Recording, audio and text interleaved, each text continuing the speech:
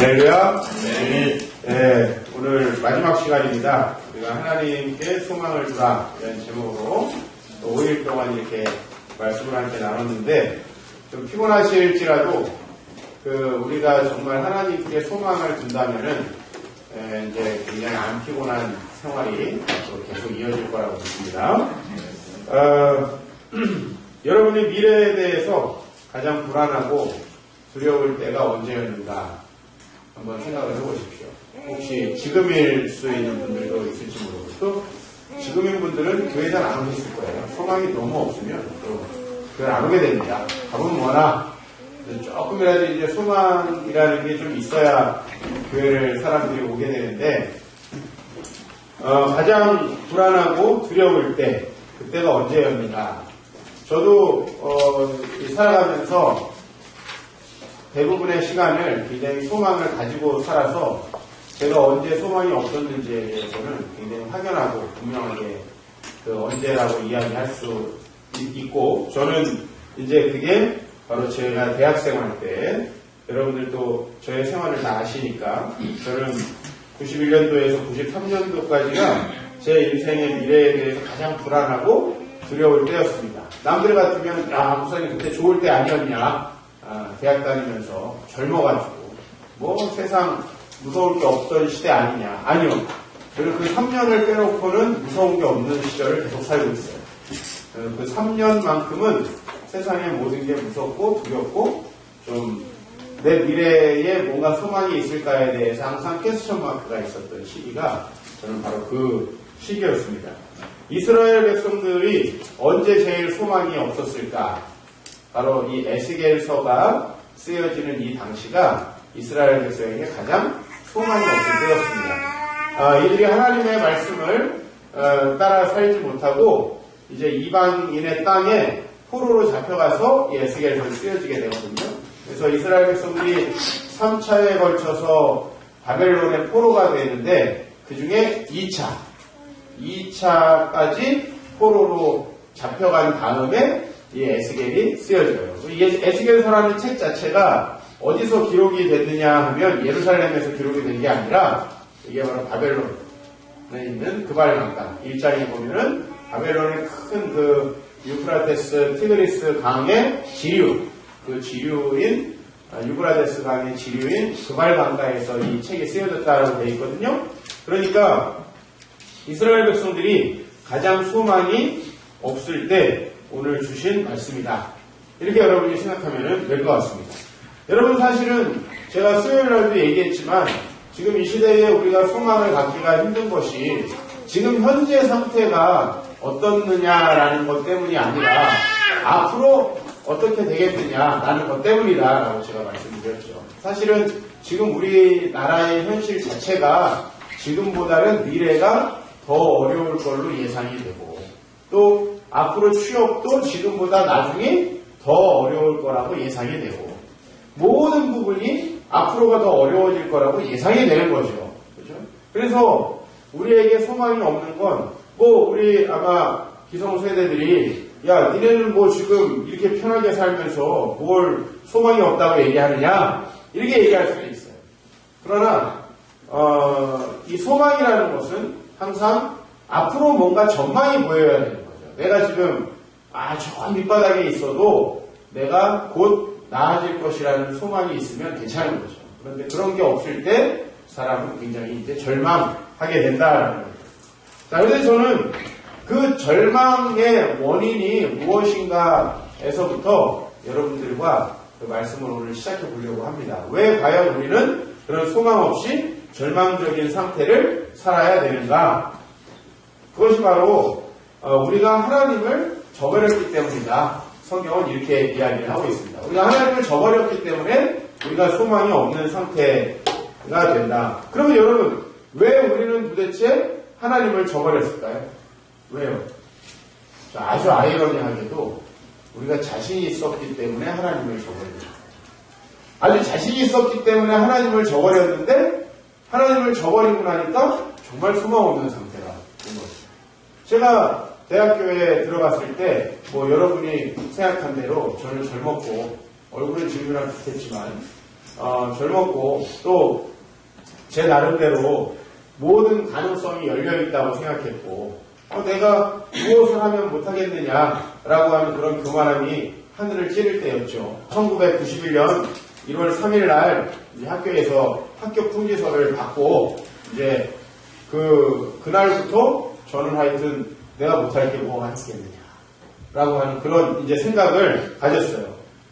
제가 대단히 자신이 있었기 때문에 하나님을 저버렸다 이겁니다. 그러면 지금 제가 자신이 있다라고 얘기할 때 지금 저의 자신이 있음의 상태와 그때의 자신이 있음의 상태는 뭐가 틀려졌는가? 뭐가 틀려졌는가? 그것은 어제 이제 우리 목사님이 오셔서 말씀 전해주실 때 이제 십자가에 죽고 나서 다시 회복된 상태. 그 상태냐? 아니면 십자가에 죽기 이전 상태냐? 즉 예수와 더불어서 내가 새로운 삶을 구상해서 자신이 생긴 거냐? 아니면은 내 자신이 가진 것으로 자신이 있었던 거냐? 저는 분명히 하나님과 상관없이 내 자신이 가진 것으로 자신이 있었어요. 내 자신이 가진 것으로 자신이 있었기 때문에 하나님을 저버릴 수가 있죠. 사실 여러분 하나님의 뜻대로 안 하면 아유 나 같은 놈이 뭐가 되겠어. 이러면 하나님 뜻을 저버리기가 어렵겠죠. 그런데 하나님의 뜻을 따르지 않아도 나는 충분히 내가 예상하건대 잘 될 것이다. 내가 사실 요즘같이 취업이 어렵고 살기가 힘든 시대에 저기 지방에서 대학을 다녔다면 하나님을 안 버렸을지도 몰라요. 근데 우리 때는 그냥 대학에 들어갔다는 자체로 미래의 모든 게 보장된 것 같은 시기였어요. 대학에 들어갔어요. 그래서 대학에 제가 처음 들어가가지고 우리 인문학부가 공부하는 4층에 우리 과 사무실이 있었는데 제가 우리 과 사무실에 딱 가서 본 광경이 뭐냐면은 4대 기업의 입사 원서가 이렇게 쌓여 있고 선배들 얘기 들어보니까 아무데나 골라가면 된다. 아무데나. 4대 기업에 당시에 4대 기업이 지금하고 좀 다르죠. 현대, 삼성, LG, 그 다음에 대우 이렇게가 4대 기업이었는데 그 4대 기업의 원서가 그냥 쌓여 있는 거예요. 서로 와주십사 하는 그런 상황이었기 때문에 우리 때는 정말 대학생들이 공부 안 하는 친구들이 많았어요. 왜냐면 난 안 하고 성공 갈 거야. 난 안 하고 그냥 나는 취직할 거니까. 그러니까 이 마지노선 4대 기업의 취직은 그냥 이미 보장되어 있는 거기 때문에 아니 취직해서 거기서 승진하면 되지. 물론 여기서 조금 더 꿈을 꾸어가지고 나는 특별하게 외교관이 되고 싶다라는 법조인이 이런 사람이 좀 추가적인 공부를 하면 되는 거고 아니면 나는 학점을 잘 받아가지고 무슨 국영기업체 특별히 이제 국정원이라든지 코트라라든지 이런 데를 취직할 거다라면 학점을 좀 신경 쓰면 되지만은 난 그냥 갈 거다. 그러면 그런 건 전혀 신경 쓰지 않아. 내가 가진 자질로만도 내 미래를 충분히 살아갈 수 있다라고 생각하는 그런 교만함이 우리 시대에 많은 사람들이 있었던 정신이었다. 그래서 저도 원래는 제가 인문학부를 전공한 게 원래 제가 인문학을 계속 하려고 인문학을 간 게 아니죠. 제가 이제 목회자가 되려고 인문학을 전공하게 된 건데 대학에 들어가자마자 하나님의 뜻이 없어도 충분히 나는 잘 살 수 있다라는 그런 자신감이 있었기 때문에 하나님의 뜻을 버렸습니다. 그런데 그 결과 정말 소망 없음의 상태가 저에게 찾아오더라는 것이죠. 정말 소망 없음의 상태. 불안하고 공허하고 외롭고 모든 게 보장되어 있고 최소한 취직이 될 수 있는 상황이었지만 사실은 그 뒤에 제가 하나님의 길을 버리고 나서 저에게 찾아온 것은 소망 없음의 상태였습니다. 우리는 모두 다 잘 살고 싶고 또 잘 살 수 있는 능력을 갖추고 싶습니다. 이스라엘 백성들은 왜 하나님을 버리게 되었을까요? 그들도 자신이 있었기 때문에. 자신들이 가지고 있는 것으로 충분히 자기의 인생을 살아갈 수 있다고 생각했습니다. 아유, 내가 이 정도인데 뭘 못해. 내가 이 정도인데 누가 나를 어떻게 하겠어? 라고 하는 그런 자신감.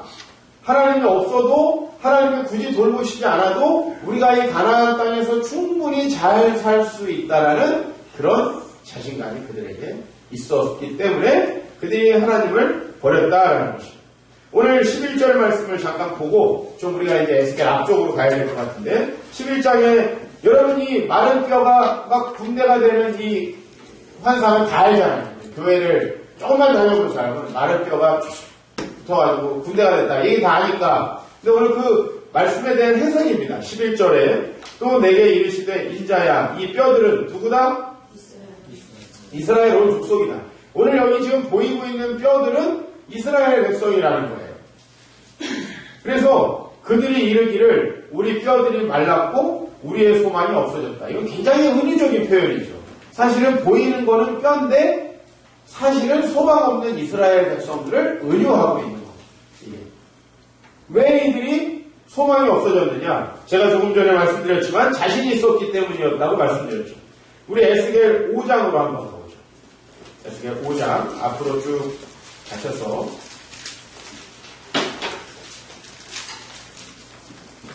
에스겔 5장 6절 말씀을 우리 에스겔 5장 6절 말씀을 같이 공독하겠습니다. 시작. 나의 그를 거쳐서 이방인보다 악을 더 행하며 내 윤회도 불의하니 그를 둘러있는 나라들보다 더하니 이는 그들이 내 규례를 버리고 내 율례를 행하지 아니하였습니다. 아멘. 예, 그들은 하나님의 말씀을 버렸습니다. 어느 정도로 그들이 살았냐면 이방인들보다도 더 악하게 살았다라고 얘기합니다. 그들이 이방인들보다 더 악하게, 나는 뭐 더 악하게 살았다고 생각하지 않습니다. 이 말씀은 그 정도로 큰 죄를 졌다라는 선지자의 책망이다라고 보여주는데요. 이들이 이렇게 이방인과 다를 바 없는 삶을 살아갈 수 있었던 건 왜입니까? 자, 여러분, 하나님 앞에 여러분들이 때때로 순종하지 않을 때가 있을 것입니다. 이거 분명히 하나님의 뜻이 아닌데도 할 때도 있을 것입니다.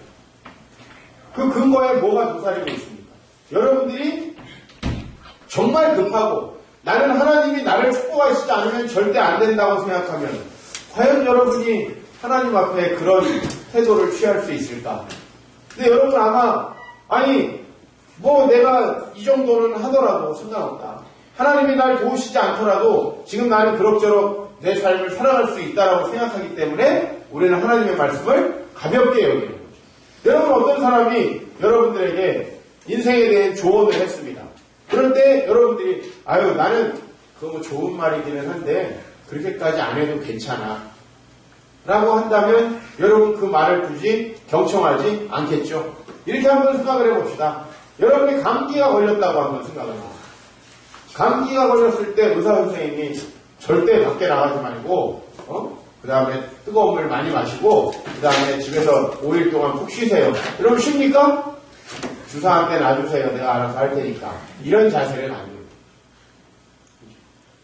내가 그 말을 듣지 않아도 충분히 괜찮을 거라고 생각하니까 그 말을 듣지 않는 겁니다.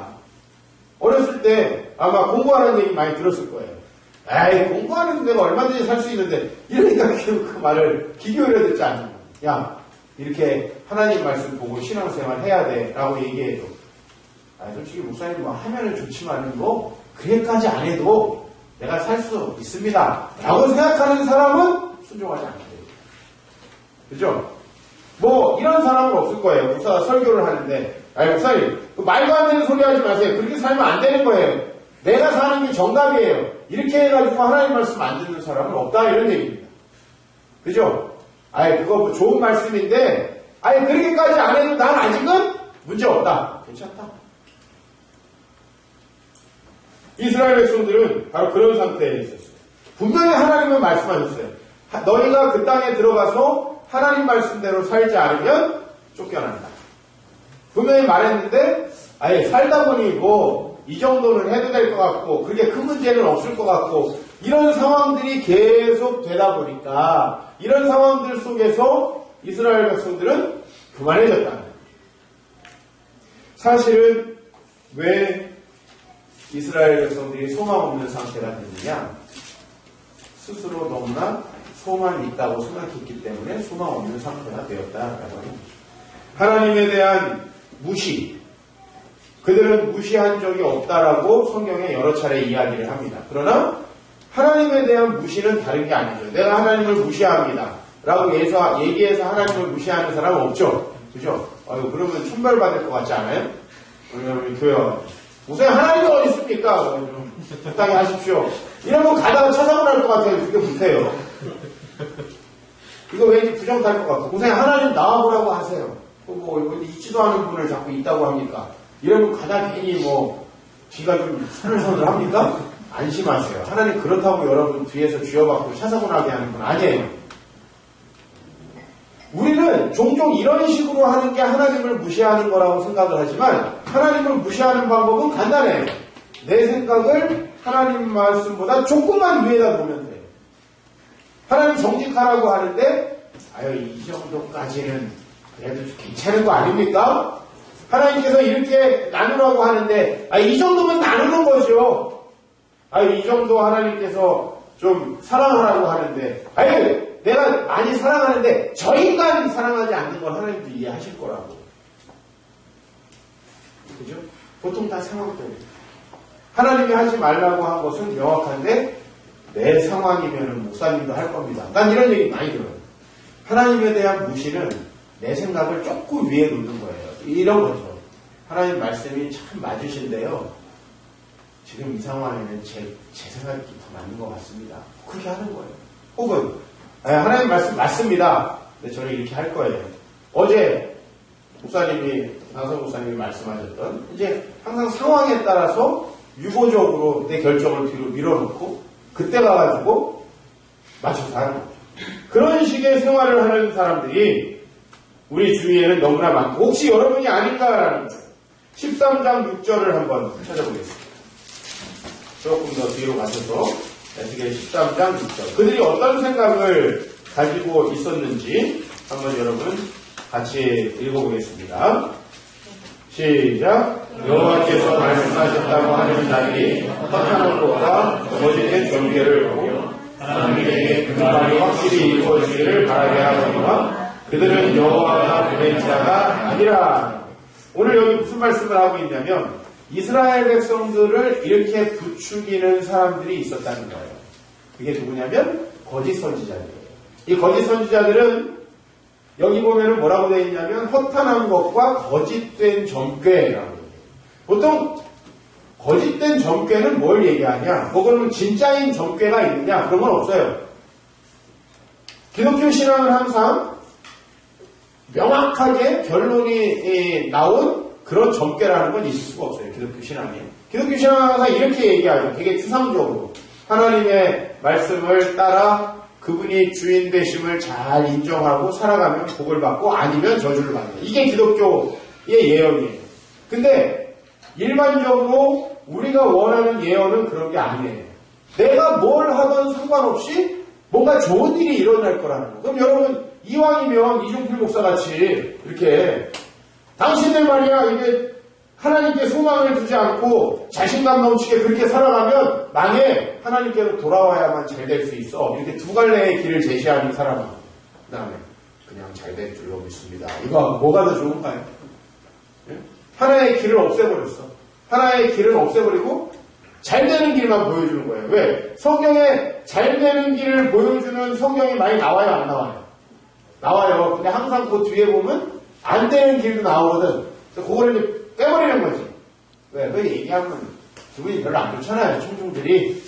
그러니까 또 반대로 선지자는 옳게 이야기를 하는데 민중들이 듣고 싶은 얘기만 듣는 거예요.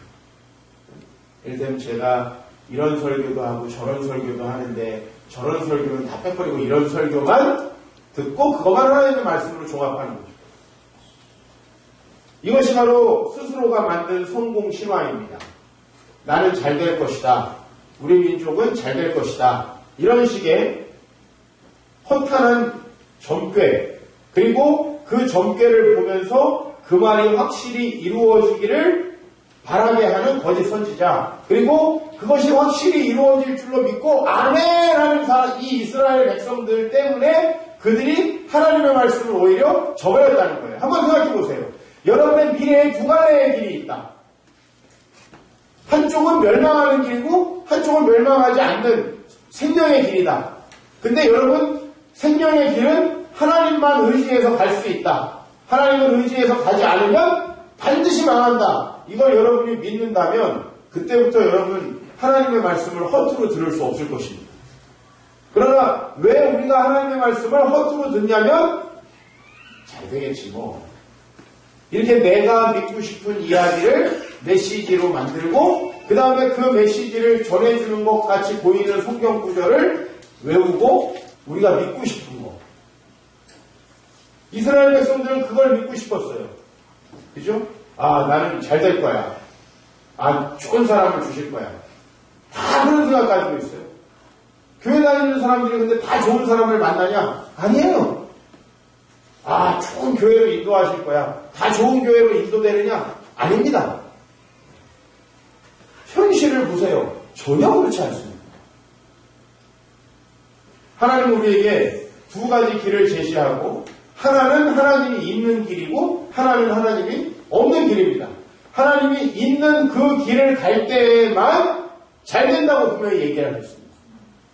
목사님, 그럼 구약에만 얘기했다고요? 아니에요. 예수님도 좁은 길, 넓은 길. 둘 중에 하나예요. 좁은 길도 좋은 건데 넓은 길도 좋지만 좁은 길로 웬만하면 가라. 이게 아니라 생명으로 인도하는 것은 길이 좁고 협착하여 찾는 이가 적지만 너희는 그 길을 가야 된다. 이렇게 얘기를 하지. 야, 넓은 길도 좋지만 좀 그래도 가급적이면 좁은 길로 가라. 이렇게 얘기 안 한단 말이에요. 왜? 넓은 길은 사망의 길. 넓은 길이라는 건 뭐예요? 세상 사람들이 자기의 욕망을 따라 누구나 가고 싶어 하는. 누구나 가고 싶어 하는. 그 길은 망하는 길이라고 얘기하는 거예요. 자, 그런데 이스라엘 백성들은 그것을 믿고 싶지 않았습니다. 그 믿고 싶지 않은 마음이 뭘 듣게 만들죠? 그런 걸 듣게 만들고 그런 걸 믿게 만드는 거예요. 여러분, 요즘에 국사, 교과서, 정말 다른 뉴스는 거의 안 나오죠. 국사, 교과서 얘기밖에 요새 뉴스에 안 나오는 거예요. 이 논쟁은 오래되면 오래될수록 서로 자기들이 맞다는 지름탕 싸움이 돼요. 왜? 사람들은 서로 자기가 보고 싶은 걸 볼 거거든요. 그죠? 그래서 한쪽은 그렇게 하면 어떻게 된다라는 거를 계속 나쁜 쪽을 보게 될 거고, 하나는 이미 나쁘다. 그러니까 이게 고쳐야 된다라는 걸 계속 볼 거거든요. 대화가 안 돼요. 왜냐면은, 우리가 볼 때는 교과서가 지금이 좋은 것 같은데요. 우리는 안 좋은 것 같은데? 서로 다른 걸 보는 거예요. 서로 똑같은 거에서 다른 걸 봅니다. 그래서 저는요, 가끔가다 이 설교자로서 설교에 대단한 한계를 느껴요. 왜냐면은, 성도들이 앉아가지고, 내 설교는 하나인데 다 다르게 듣고 있어. 동상이몽이다. 다 다르게 듣고 있어. 그래서 내가 자꾸 추가적인 설명을 하다 보니까 길어져, 설교가. 왜? 마음대로 생각할까봐. 지금 이 시대에요. 너무나 많은 사람들이 자신들의 소망을 들어줄 그 하나님을 찾고 있어요. 그 하나님을 설교하는 목회자들이 많아지고 있습니다. 에스겔 상황이 똑같아요. 여호와께서 말씀하셨다고 하는 자들이, 이 사람들이 이거는 여호와의 말씀은 아니고 내가 그냥 기분적으로 하고 해주는 얘기야. 이렇게 얘기해야 될 거 아니에요. 그죠? 그러면 자매님, 그렇죠. 그 사람은 잘 갈 겁니다. 이거는 주의 말씀이에요. 내 말이에요. 이건 내 말이라고, 내 말. 왜냐면 반대로 말하면 맞으니까. 내가 하는 말이라고요. 이건 주의 말이 아니에요. 주의 말은 이렇게 확고하게 결론이 고정되어 있는 말씀이 있다, 없다? 없다는 거예요. 주의 말씀은 성경을 다 뒤져보세요. 그런 말씀은 없어요. 그렇게 네가 하나님의 백성이니까 무조건 잘 된다, 이런 식의 말씀은 한 군데도 나오지 않아요. 그러면 어떻게 하면 그런 말씀을 만들 수 있느냐? 이렇게 하면 잘 되고 이렇게 하면 안 된다에 다 빼버리고 잘 된다. 요거만 이제 외우면 돼요. 요절로. 이렇게 하면도 안 넣어. 이렇게 하면을 넣어야지. 이렇게 하면 잘 된다를 넣어야 되는데 요것도 빼버려. 뒤에 보니까 잘 되는 거야. 여러분 그것은 이스라엘 백성들로 하여금 소망이 없는 상태로 나아가게 만드는 주요 원인이었다는 거예요. 그래서 하나님은 이스라엘 백성들이 자꾸 잘 될 것이라는 자기 확신에 도취돼가지고 하나님이 잘 되는 길을 제시했는데 안 하는 거예요. 이를테면 나는 좋은 대학을 갈 거야. 확신이 있어요. 야 열심히 해야 가는 거야. 아니 난 갈 거라고 확신하는데 공부 안 하는 거랑 똑같아요. 이해 아십니까? 그러면 갈 머리가 있는 아이도 못 가겠죠? 똑같이 그런 형식이에요. 차라리 그런 내가 잘 될 거라는 확신이라도 없으면 하나님께 반항하지 않았을 텐데 그 확신이 있는 거예요. 제가 바로 대학교 1학년 때 그랬다는 것입니다. 최소한 잘 사는 거예요. 네? 최소한 마지노선이 잘 사는 거예요. 마지노선이 최소한 이 사회의 지도층이야. 아 근데 뭐하러 하나님을 찾아요? 뭐하러 꼬대 안 나게 주님 말씀이 뭡니까? 막 이걸 찾아가지고 그 말씀대로 그냥 되게 하기 싫은데 막 억지로 하고 뭐하러 이렇게 해요? 그죠? 여러분 같은 그렇게 하겠어요? 그렇게 안 해도 보장되어 있는데 그렇게 안 해도 보장되어 있는데 하나님의 말씀대로 안 따라가고 우리는 이 말씀대로 살지 않으면 망한다는 걸 믿기 때문에 알려주세요? 근데 여러분 안 망할 거라고 생각하는 사람들이 굳이 뭐하러 말씀을 연구하며 여러분 기도할 때마다 주님이 속 시원하게 여기로 가라 해줍니까? 예? 주님 이 사람하고 결혼을 해야 됩니까? 아니다 정읍니다 이렇게 합니까? 하지도 않는 너무 기도를 우리는 계속 해야 돼. 그래 목사님한테 딱 부러지게 좀 뭔지 좀 얘기해 주시오 하면 목사도 뭐라 그래? 기도하라고 그래. 이게 끊임없는 무한 반복이야. 잘 모르겠어서 목사님께 물어보면 기도하래. 기도해서 모르겠어서 목사님께 물어보는데 또 기도하래. 무한 반복이야 이거. 근데 우리는 이런 정말 그리고 때로 하나님의 응답을 받기 싫을 때도 있어요. 우리는 적어도 하나님의 뜻대로 하지 않으면 내 인생은 안 된다. 소망이 없는 상태다. 나는 그것을 너무나 뼈저리게 경험을 했기 때문에 난 이 설교할 때 데시벨이 올라가는 거예요. 안타까우니까. 왜? 아니 분명히 그 사람은 지금 저렇게 하면은 잘 될 것 같아서 저렇게 하는 거거든요. 그잖아요. 망하려고 그 일을 하는 사람이 어디 있습니까? 우리 20장으로 해보세요. 에스겔의 흐름이 다 있어요. 되게 길고 뭐 똑같은 소리인 것 같지만은 20장 32절이에요. 20장 32절 다시 공독하겠습니다. 시작. 내가 스스로 이르기를 내가 이방인 곧 여러 나라 족속같이 되어서 목석을 금발되게 하려니와 너희 마음에 품은 것을 결코 이루지 못하리라. 여러분 이런 식의 마음을 먹어본 적이 있어요?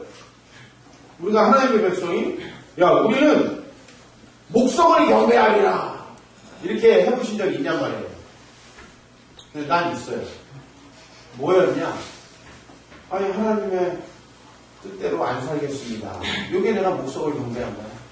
여기 목석을 경배했다는 건 뭐냐면 이방의 바벨론의 신을 섬겼다는 얘기가 아니고 그 신을 섬기는 사람들처럼 사는 걸 얘기해요.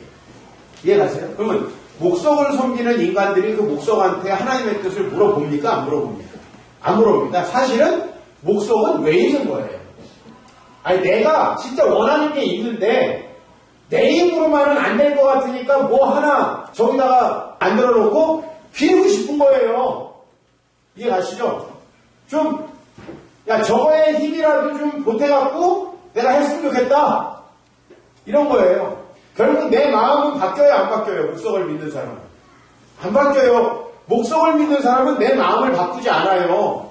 하나님을 믿는 사람은 해주시오 왔다가도 아닌가 보다 하고서는 포기하고 가는 게 하나님. 하나님 믿는 사람은 그래요. 내 욕심대로 막 왔다가도 그래서 나는 그냥 하나님만 잘 믿게 하면 아무 죠. 근데 목석을 숭배하는 자들은 내 생각은 이미 고정되어 있고 절대 변하지 않아요. 그 고정된 것을 아무 잔소리하지 않고 이루어 주려니까 목석이어야 돼요. 살아계셔서 말씀하시는 하나님은 안 된다는 겁니다. 살아계셔서 말씀하시는 하나님은 자꾸 네가 바꿔라, 뭐 이걸 바꿔라, 이렇게 해라. 그러니까 싫은 거죠. 그래서 그들은 하나님의 말씀을 보기를 거부하고 목석을 경배하리라 라고 얘기한 거예요. 그랬더니 뭐라고 그래요? 하나님께서 너희 마음에 품은 것을 결코 이루지 못할 것이다. 너희 마음에 품은 것을 결코 이루지 못할 것이다. 이제 하나님이 우리의 대적자가 돼가지고 한번 해봐. 한번 해봐. 내가 적극적으로 작살낼 테니까 한번 해봐. 하나님이 여러분께 이러신 적 있습니까? 저는 그 3년 동안 하나님이 계속 이렇게 하셨어요. 뭔가 하려고 하면 안 돼. 뭔가 하려고 하면 안 돼. 희한하죠.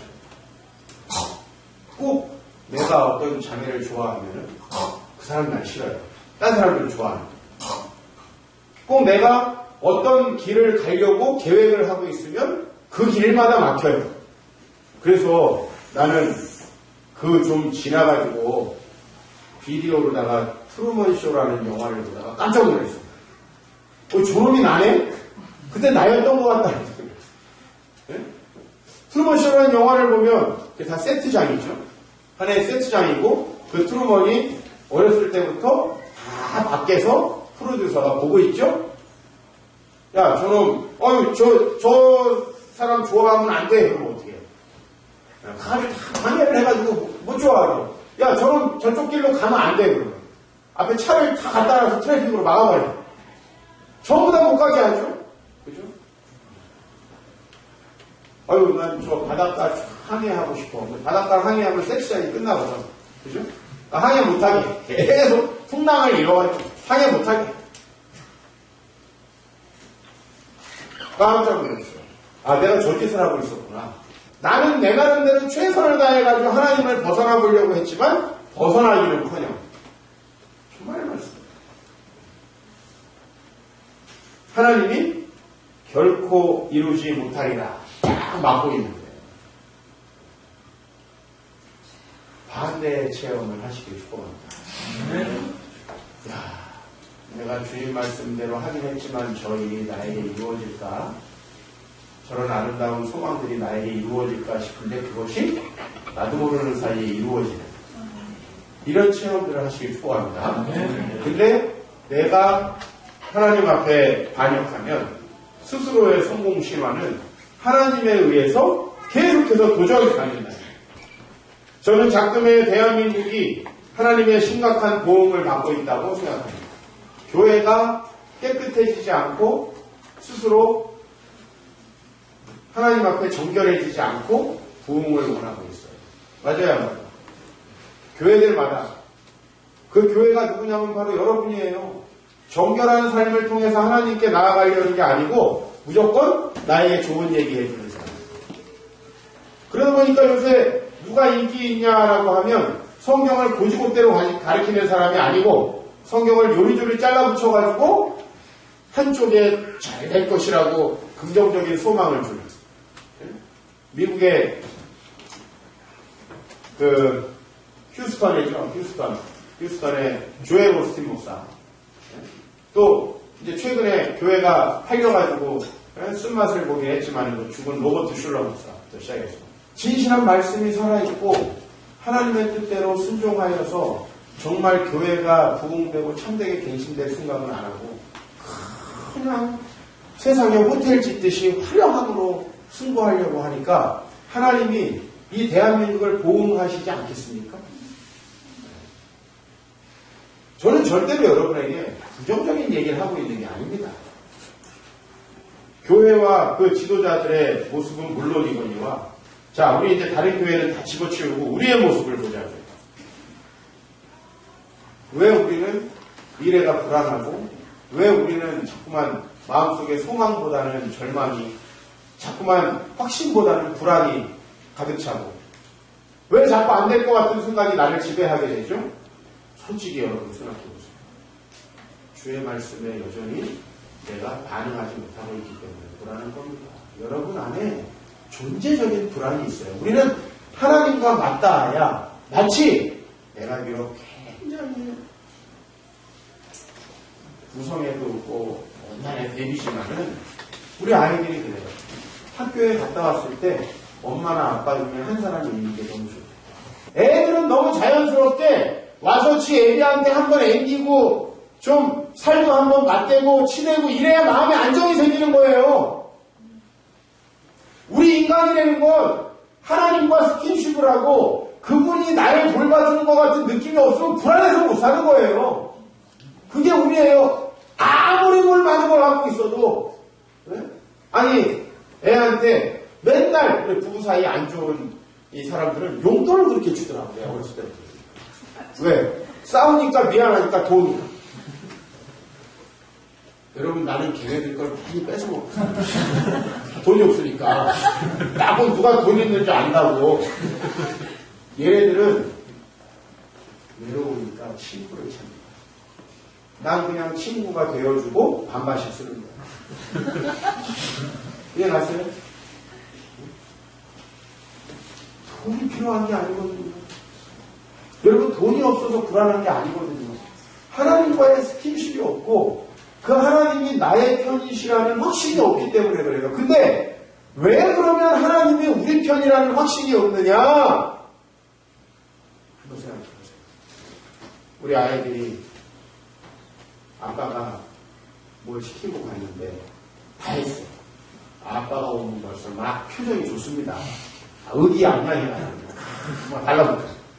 안 했어. 그러면 겨우 들어가서 안 나와. 자, 이리 와봐라.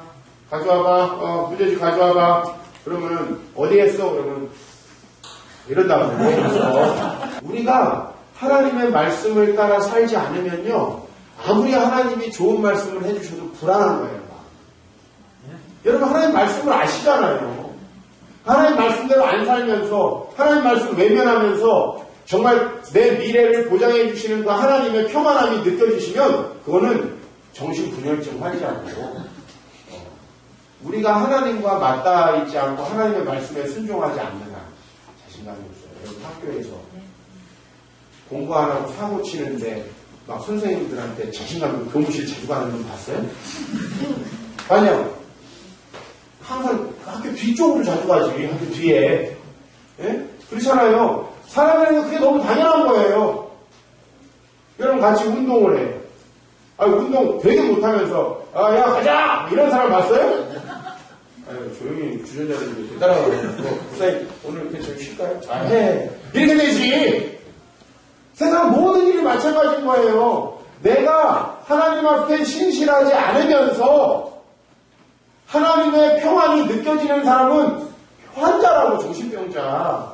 그럴 수가 없는 거예요. 내가 하나님과 맞닿아 있으면, 여러분, 이 아이들이 내 말을 안 들으니까 불안한 거예요. 말만 들어봐요. 아니, 애비가 자기들한테 잘해주지 않겠어요? 그죠? 그렇잖아요. 이게 너무 자연스러운 거니까 잘해주십시오라고 기도할 필요가 없다니까요? 그죠? 아니 어떻게 못해줘, 자식인데. 근데 이제 가끔 가다가 왜 처벌이 가는 거예요? 왜 하나님이 여기 20장 32절 같이 너 마음에 품은 것을 결코 이루지 못하겠다, 왜 이렇게 하시는 거예요? 그대로 둬선 안 되기 때문에. 근데 우리는 영적인 존재이기 때문에 그걸 느껴요. 느껴, 마음속으로. 그래서 아담이 선악과를 따먹고 어디로 기어들어갔어요? 네? 나무 밑으로 기어들어갔어요. 선악과를 따먹고도 하나님 왜 그러십니까? 이건 정신병 환자라니까. 그 정도는 아니야, 아담은. 그래서 불안하죠. 왜? 이제 하나님 안 도와주실 것 같고 내 편 아니실 것 같고, 그죠? 그러니까 목사는 가끔은 주님이 우리를 사랑하십니다 해도 아닌 것 같은데 이런 생각이 마음에 들죠. 안 들면 미친 거다, 이런 얘기예요. 그래도 저도 하나님의 길을 벗어나고 나니까 그 마음의 불안함을 씻을 길이 없는 거예요. 뭘로 씻죠? 친구들하고 만나가지고 놀면 싹 없어져. 헤어지는 순간 가중돼서 들어와서 그렇지. 만나서 그냥 밤새도록 그냥 눈이 뻔해가지고 당구를 치는데 무슨 생각이 들어? 그거 이겨가지고 오늘 안 물려야 되는데 그 생각만 들지 밤새.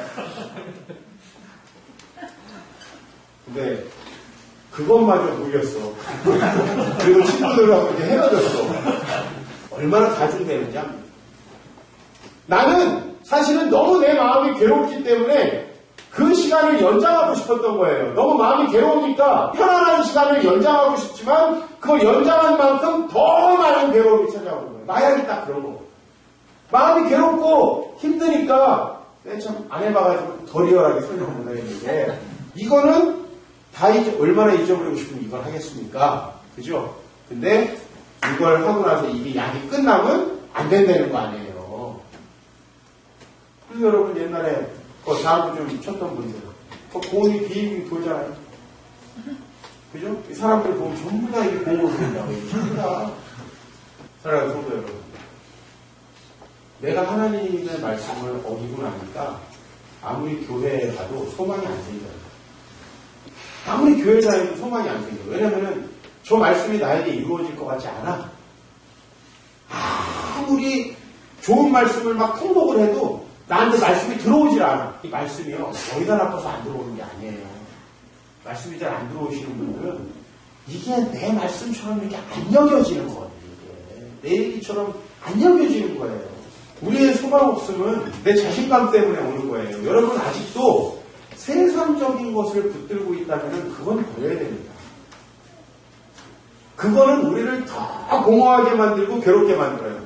그거를 하나님이 완전히 한번 밑바닥까지 요나처럼 고기 뱃속에다 집어넣고 나면은 이제 두 손 들고 오는데 여러분 그 길까지 가지 마시고 지금 이 상태에서 빨리 하나님께 돌아오는 거죠.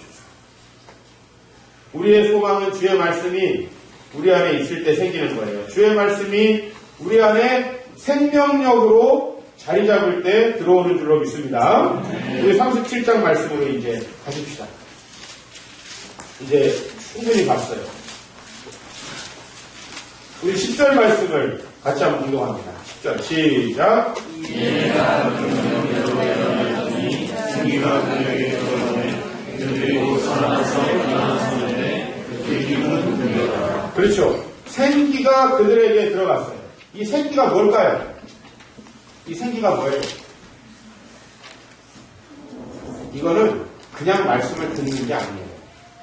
내 안에 생명을 바꿔놓는 기운이 바뀐 거예요. 지금까지 나를 주도하고 있던 것이 바뀌고 새로운 공기가 나한테 들어오는 거예요. 이게 결국 성령이에요. 여러분 성령이 내 안에 있다는 건 무슨 얘기냐면 성령은 기계적으로 주입되는 게 아니에요. 목사가 설교를 하면 자동 성령이 주입되는 게 아니에요. 내가 주사 기르다가 여러분에게 마음속에다 성령을 자동 주입시킬 수 있는 게 아니에요. 성령이 들어갔을 때 여러분들이 거기에 반응을 해야 성령이 우리 안에서 이제 생기가 되는 거예요. 생기. 오늘 하나님의 생기가 들어가면 그 뼈들이 뭐가 된대요? 군대가 된대요. 여러분 말이 되는 소리니까 이게? 구약에서 가장 극적이고 말이 안 되는 게 바로 이 구절이에요. 근데 어떻게 뼈가 말라가지고 비틀어졌어. 그냥 막 살점도 다 떨어지고 이제 그냥 막 비쩍 말라서 뼈 속까지 말라서 뼈가 가벼워졌어요. 여러분 녹용 처음 사슴뿔 따면 무겁죠? 그 말려는 거 보세요. 굉장히 가볍거든요. 이렇게 말라버리는 거예요. 어떻게 갖다 붙입니까? 근데 하나님의 말씀이 들어오면 변합니다. 즉 우리의 소망 없음의 상태가 너무 오래된 것을 뭘로 표현하냐면 마른 뼈로 표현합니다. 이제 막 죽었으면은 그래도 살이 좀 붙어있겠죠. 그렇죠? 근데 그게 아니에요. 너무나 오랫동안 하나님의 말씀대로 살지 않아서 하나님의 생기가 그 안에 없어진 지 너무 오래돼버린 거예요. 내 정욕이 내 욕심이 주인이 된 지가 너무 오래되니까 이게 표현하기가 너무 적절한 표현이죠. 사실 이게 마른 뼈와 같아요. 어떻게 마른 뼈가 되어버린 것이 다시 군대가 될 수 있을까? 이것은 뭘 보여줍니까?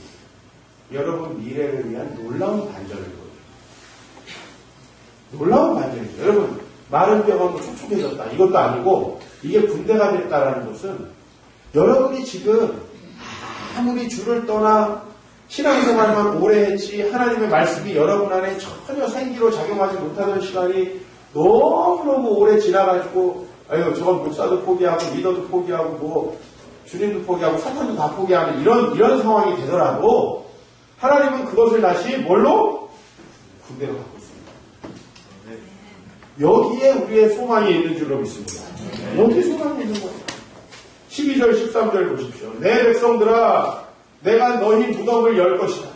마치 예수님의 무덤을 연 것과 같은 표현을 쓰고 있습니다. 내가 너희의 무덤을 열고 너희로부터 거기에서 나오게 한즉 너희는 내가 여호와인 줄을 알게 될 것이다. 정말 놀라운 말씀이죠.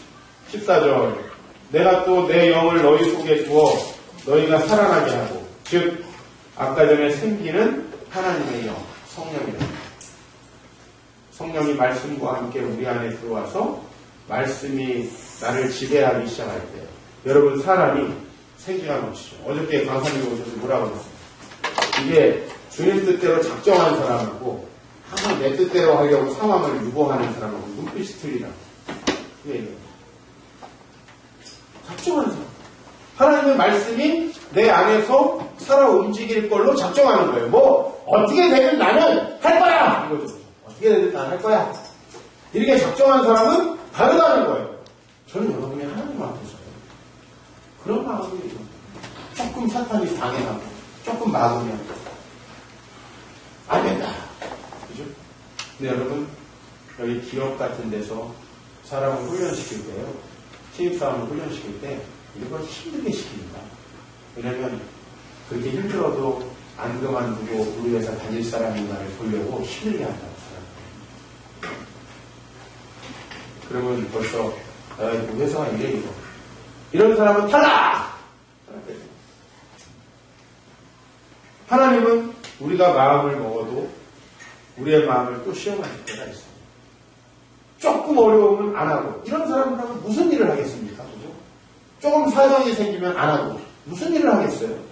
저는 매사에 마찬가지예요. 디모데 훈련을 한다. 조금만 일 있으면 안 나온다. 아, 나는 그 사람의 인격을 벌써 압니다. 아니, 운동을 하기로 했다. 아, 오늘은 허리가 아프다. 내일은 다리가 아프다. 그 사람의 인격을 압니다.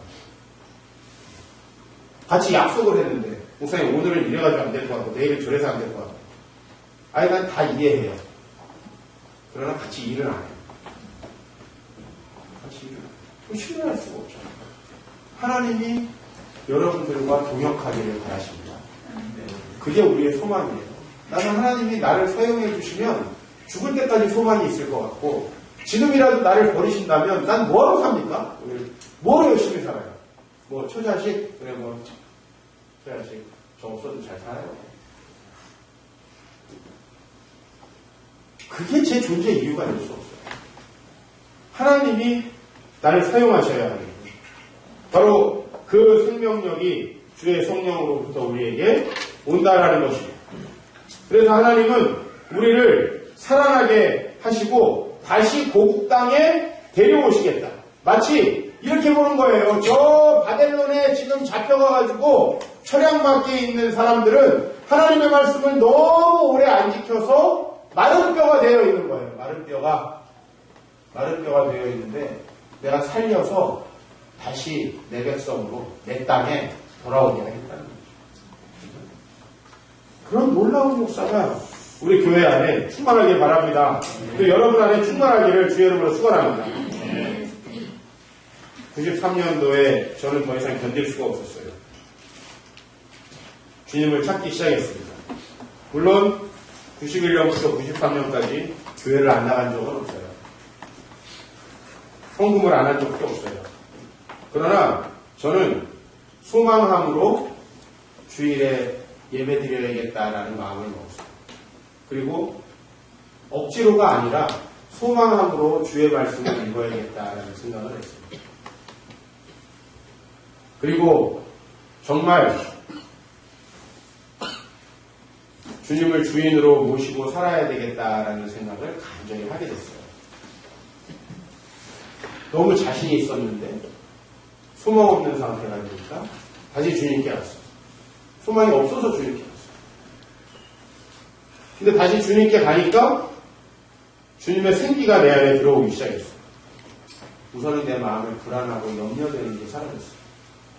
여러분이 지금 저를 보다시피 제 마음에 불안해하는 것 같습니다. 염려해하는 것 같습니다. 늘 열등감으로 가득 찼던 내 마음이 아니 하나님께서 나와 함께 하시는데 누가 나를 해야 할까? 이제 내 좌우편에 하나님께서 내 그늘이 되주신다는 것을 너무나 분명히 믿어지기 시작하는 거예요. 똑같은 말씀인데 그 말씀들이 믿어지기 시작하고 내 안을 생기로 채우기 시작하는 거예요. 무엇을 해도 될 것 같은 거죠. 심지어 우리 교회에 너무나 어려운 상황에 처해 있는 성도님들을 만나도 여러분 내가 먼저 낙심해버리면 어떡하겠어요? 안 되겠구나. 이게 아니에요. 될 것이다 라는 소망이 항상 있어요. 주의 말씀만 들어가면 내 자신에 대한 부정적인 생각과 뭘 해도 매사에 자신 없었던 이 마음이 사라지기 시작했어요. 그러니까 여러분 술을 찾을 필요가 없어요. 그런 것들을 지워버리려고 술이 필요했는데 아이고 술 뭐예요? 나한테 그럴 게 없는 거예요. 상황은 달라진 게 하나도 없었어요. 나는 그리고 군대에 갔어요. 군대에 가서 신앙생활을 한다는 이유로 좋은 보직도 내려놓고 또 피곤하게 저녁까지 교회 섬기고 휴가도 반납하면서 군대 교회에 섬겼습니다. 근데 상황이 하나도 달라지지 않는데 내 마음에 너무 밝은 빛이 비추어오기 시작해요. 너무나 밝고 너무나 활기차고 너무나 당당한 내 모습이 내 안에서 나오기 시작합니다. 전혀 새로운 소망의 상태가 소망이 없어서 주님께 가니까 과거에 내가 자신이 있었을 때의 그 상태가 아니고 그것은 비교 감정에서 나온 거예요. 사회의 상황에서 나온 거예요. 내 삶을 들여도 아깝지 않겠다. 이제 주님 앞에 그런 생각이 들게 되었을 때 내 마음에 진짜 소망으로 가득 차게 되었습니다. 이런 믿음들이 있는 거예요. 밑도 끝도 없는 믿음인데 나를 통해서 대단히 놀라운 일이 일어날 것 같아요. 나를 통해서. 그런 믿음이 저도 있어요. 뭔지 모르겠어요. 나는 하나 계획도 세우지 않아요.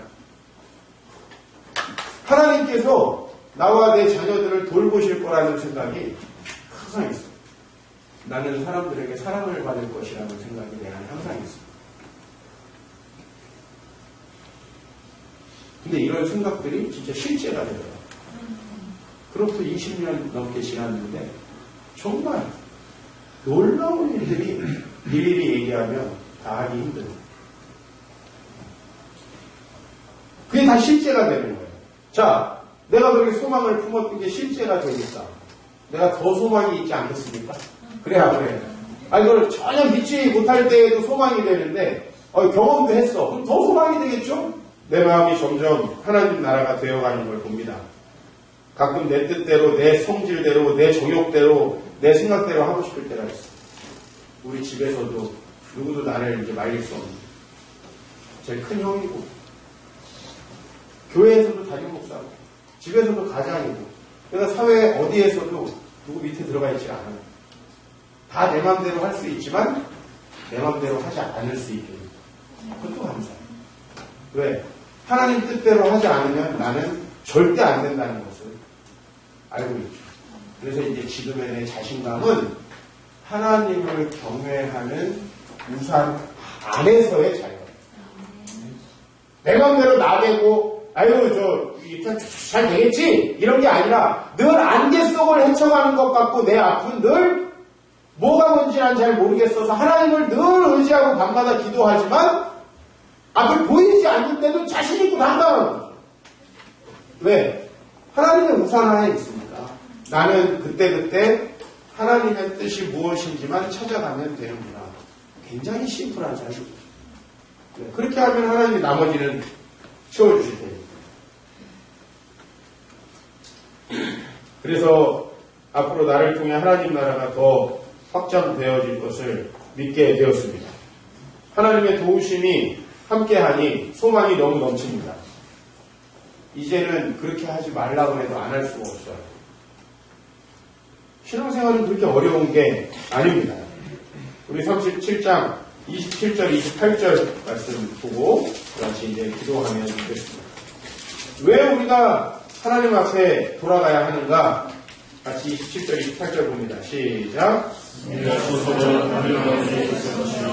나는 그들의 하나님이고 그는 내 백성이 되리라. 내 성소가 그들 가운데 있으니 내가 이스라엘을 거룩하게 하는 여호와인 줄을 그를 위해 알게 하시라. 아멘. 하나님의 처소가 우리 가운데 있다는 건 뭐냐면요. 하나님이 우리와 함께 계시고 하나님은 우리를 계속 돕고 계시잖아요. 장막을 같이 치고 산다는 얘기예요. 그래서 하나님은 우리의 하나님이 되시고 우리는 하나님의 백성이 되었다는.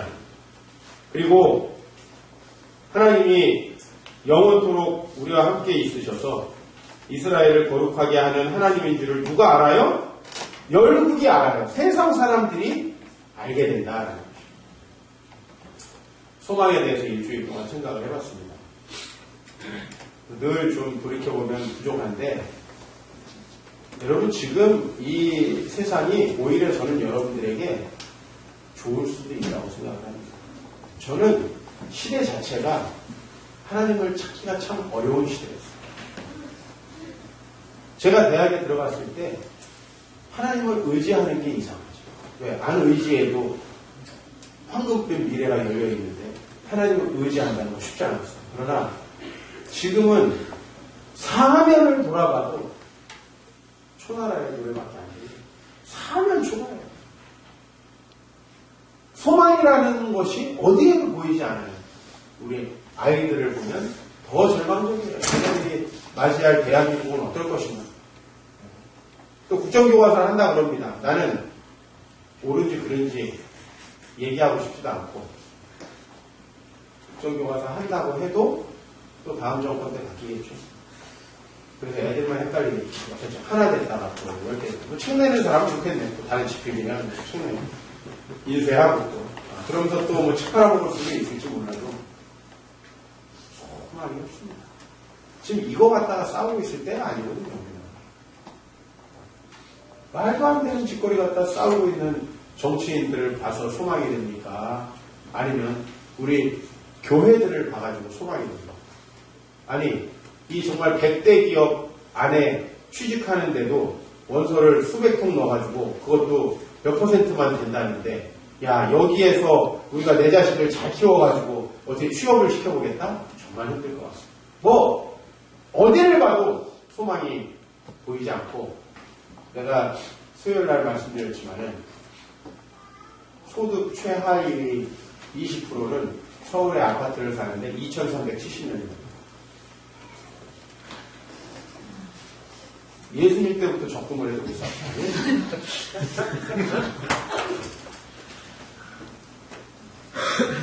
이렇게 되어가고 있어요.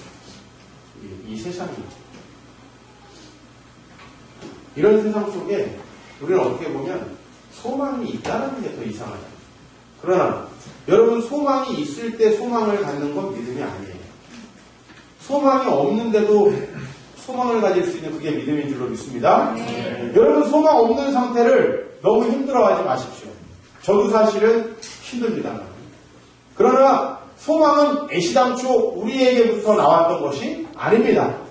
소망은 애시당초 하나님에게로부터 왔던 것이고 그건 지금도 똑같습니다. 오히려 우리가 좀 입장을 바꿔놓고 생각해보면 하나님께 우리 자신을 드리기가 더 쉬워졌어요. 이제 어차피 절망적인 건데 하나님 나를 가져다 쓰시오. 그죠? 제가 그냥 저 대학도 못 가가지고 겨우겨우 어디 저 보이지도 않는 신학교에 갔으면 맨날 주님께 날 써달라고 기도했어요. 근데 주님이 안 써도 세상에서 막 쓴다고 하니까 주님을 찾기가 힘들어요. 우리 역으로 지금은 영문대학을 나와도 기업에서 안 뽑습니다. 전문용어를 이미 버린 몸이죠. 이 사회가 우리를 책임지지 않습니다. 자, 그렇다면 우리는 어떻게 해야 돼요? 어차피 버린 몸인데 드리기 쉽지 않겠냐는 말이에요. 어차피 성경에서 하나님 제일 잘 섬기는 게 누구예요? 참과부야, 참과부. 참과부라는 건 뭐냐면 가짜 과부가 아니에요. 과부인 듯 했는데 재혼하는. 이건 참과부가 아니고 이제 더 이상 재혼 가능성이 없는. 여기는 이미 끝나가지고 하나님밖에 없는 거예요. 우리는 어떻게 보면 그런 참과부의 상황이 됐어요. 하나님이 없이는 소망을 가질 수 없습니다. 여러분의 직업이 소망을 줍니까? 미래를 보장합니까? 앞으로 모든 게 바뀔 것입니다. 여러분에게 보장되었다고 하는 것들이 조금씩 줄어들 것입니다. 그죠? 여러분의 연금 수령 시기도 점점 위로 올라갈 것입니다. 받기로 했던 액수도 점점 줄어들 것입니다. 이거는 100% 확실한 겁니다. 선진국들이 다 그렇게 됐어요.